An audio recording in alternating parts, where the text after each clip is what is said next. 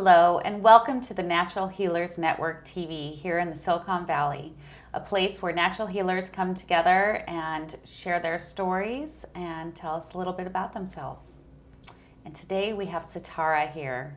Setareh, we're so happy to have you here today. I'm really happy to be here. Thanks for having me. Yes, so tell us about yourself. I am a licensed acupuncturist and a yoga instructor. I have a clinic in Santa Clara where we do all forms of medicine related to classical Chinese medicine in particular. And we also teach classes and workshops that relate to all forms of healthcare. Great, and I understand that you are very based in yoga. So what is yoga integration? Yoga integration is pretty much a synthesis of classical Chinese medicine and yoga that I kind of created organically over the years from studying both traditions pretty extensively. It blends meditation, yoga, Chinese medicine principles, and kind of brings it all together into an accessible form of healing. Okay, great.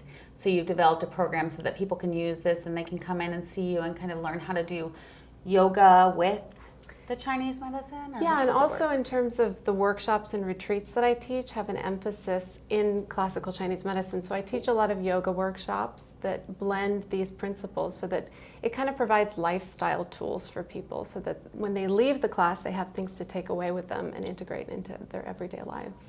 That is so great. Yeah, it's really fun. Yeah. So what is your background in this, and what is your background in Chinese medicine? How did you come to do all this? Well, I originally everything kind of started for me with yoga. When I was an undergraduate at UC Berkeley, I was under a lot of stress, not really aware of how to cope with all the stress and, all the pressure that I was kind of putting on myself. And I started taking a yoga relaxation class, and that kind of changed everything for me. And from there, when I finished my bachelor's degree, I decided that I really wanted to teach and share what I'd learned with more and more people. And so basically what I did is I did 2 teacher training certification programs and started to teach yoga and opened a yoga studio in Los Altos. And then after selling that business, I wanted to kind of explore a little bit deeper beyond just yoga. I had been getting some acupuncture treatment, and my acupuncturist at the time, Erna Venice, who actually practices in Palo Alto, she said, why don't you go to acupuncture school? Why don't you start to explore that in a little bit more depth? And so I did, and I got my master's degree in traditional Chinese medicine. And as I was studying more and more in depth the classical theories of Chinese medicine, of yoga, I started to notice that there's a lot of parallels. I started to see that these traditions really came from like the same core, the same basis. And it was really about changing your lifestyle in order to heal, about like slowing down, turning inward, cultivating yourself. And so the yoga integration idea that came together out of that is helping people understand how to do that for themselves. Oh, that's great. Yeah. So it sounds like you were inspired by your teacher and by the healing modalities that helped you get through Berkeley. Can you tell me a little bit more about the classical Chinese medicine? What does that really mean besides just acupuncture and what's the difference like between a classical Chinese medicine and traditional Chinese medicine? So classical Chinese medicine is kind of rooted in the very classical understanding of Chinese medicine. It's a little bit of a word understanding of the vocabulary. So traditional Chinese medicine is actually not that traditional. It was developed during the modernization of China in the late 19th and early 20th centuries. And it's really a way of standardizing Chinese medicine so that there's more of a Western influence, there's more protocols, there's more standardized forms of treatment so that it kind of adapts well to the Western culture, Western medicine.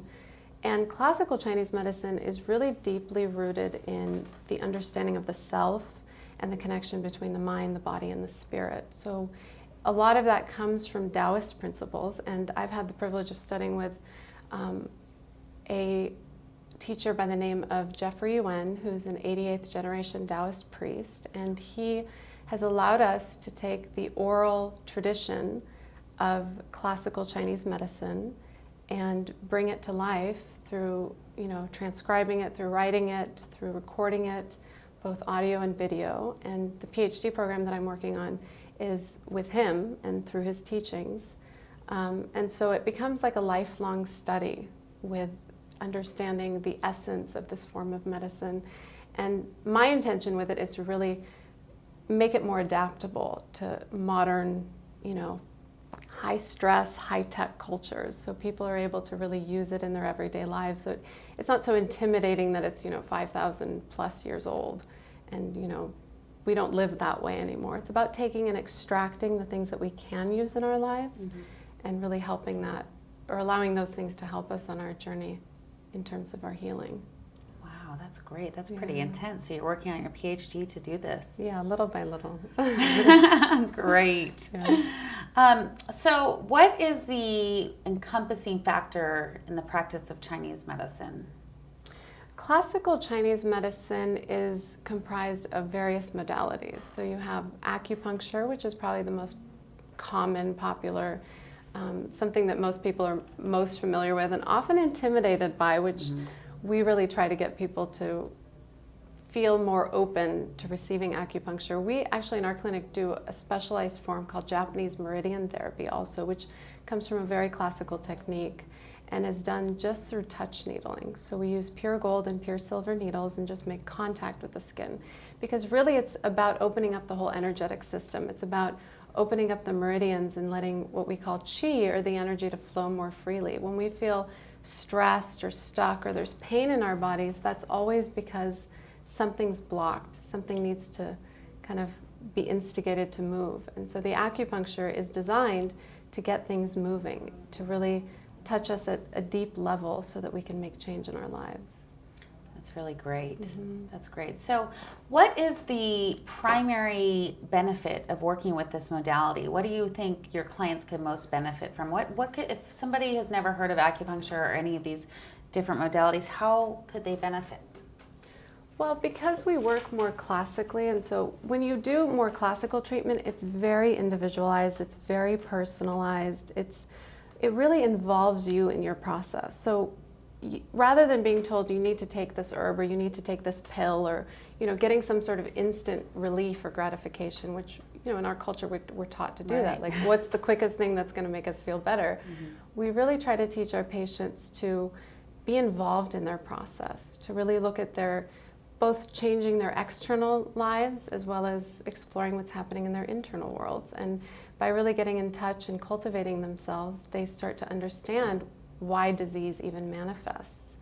And whenever you're working with healing something, let's say like cancer, you really have to go through a whole change of everything that you're experiencing. So the way that you're thinking, the way that you're eating, the way that you're exercising, so many things have to change for that disease to start to become eradicated, for your body to change, to be able to release that from your life. So you have to have a completely different, way of living from the way that you were living at the time where you were diagnosed with cancer or diagnosed with whatever other disorder that you're dealing with. So you would help a client walk them through this process, connect with them, work on a program with them, and be able to continue with them as long as they needed you, and kind of guide them. Exactly, and also empower them with the tools. I think most people, it's not that they don't want to take care of themselves, it's that they don't know how. And they don't feel like they have the proper mechanisms and the proper resources to do it. So by for me, it's more about like taking, what have I learned from yoga practice? What have I learned from my studies in Chinese medicine? And what can I do for my patients to adapt those teachings so that they can actually really use those in their lives and, see improvements, see changes. So just finding, and for everybody it's different. Some people may really resonate with doing, more forms of physical exercise. Some people may resonate with doing, more inner work.